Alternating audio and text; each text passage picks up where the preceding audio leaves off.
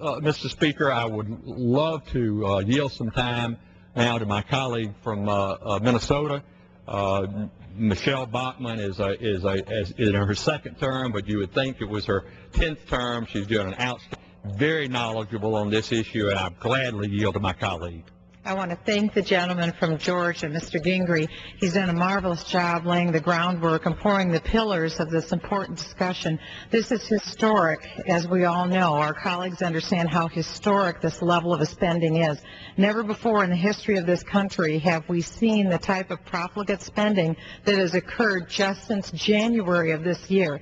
Just yesterday, as a matter of fact, we had a $3 trillion day here on Capitol Hill. That's big money. I mean, you've heard of fantasy football before. Well, this is fantasy economics that are happening here in Washington, D.C. My colleague will recall it wasn't that long ago that we were fighting on expanding the S-chip program by $35 billion before we first take care of the children who needed to be on the S-chip program. We didn't want to expand eligibility until we first took care of the poor children that needed to have that S-chip funding. So to just get things in perspective for the American people, we've moved from fighting tooth and nail over spending $35 billion to today we're talking, as my colleague mentioned, what appears to be $798 billion. But again, that's the raw number. It's just like when you buy a house or if you buy a car on credit and you're making your mortgage payment, you know you pay an awful lot more back to the bank because you've got to make all those interest payments. This bill will be well over $1 trillion, including the debt service. So we're not talking about a small amount of money.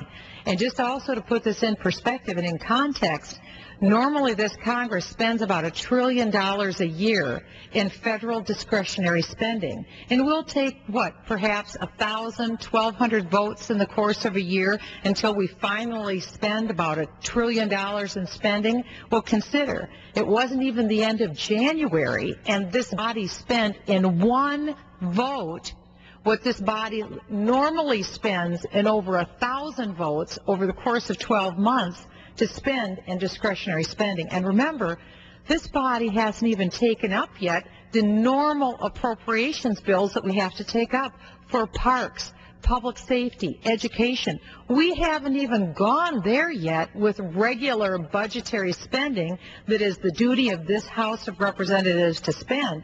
We've already over and above spent now another $1 trillion on the spending package. We're very concerned about the level of profligate spending. I wanted to mention a study that was completed by Harvard in the year 2002. It was a long-term study. It looked at 18 different economies across the globe, and it asked this very simple question. What is it that governments can do to stimulate or cause economies to prosper? And concomitantly, what do governments do to cause economies to go in a downward spiral? Well, here's the bottom line. Here's the nutshell of what this long-term study discovered. It was this. If you want an economy to prosper and advance, governments need to do two things. Any kind of economy. You need to cut government wages, number one. And number two, you need to cut transfer payments, which is redistribution of wealth. This stimulus package, which is a big government bailout package, does just the opposite. It increases funding, eventually, of government wages and also of transfer payments. The reverse then also is true in this Harvard study. It said, what can governments do to hurt their economies? And it's very simple. Tax increases. That's what hasn't been talked about in this discussion. The only subject of discussion in Washington, D.C. has been, how big can this bill be? How much can we spend? I'm a former federal tax litigation attorney. That's what I did for a living, deal with taxes. This bill doesn't answer the question, how are we going to pay for this bill? I don't think the American people realize that yet. Congress has been so free with the American people's money to spend it in every direction they possibly can, but they haven't even addressed the question yet of how they're going to pay for this $1 trillion. And my colleague from Georgia, Mr. Gingrey, is exactly right when he said, we have over $10 trillion of debt. $10 trillion in debt. And now we're going to add to that another 10%, and we haven't answered the question, how are we going to pay for it? Well, it's real simple. This is not too tough to figure out. There's only a few ways to pay for that kind of spending.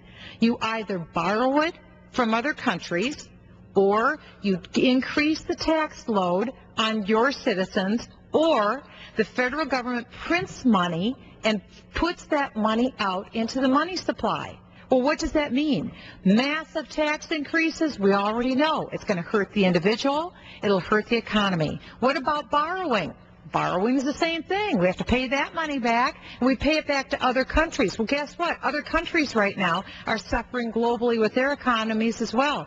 What about printing money, putting that into the money supply?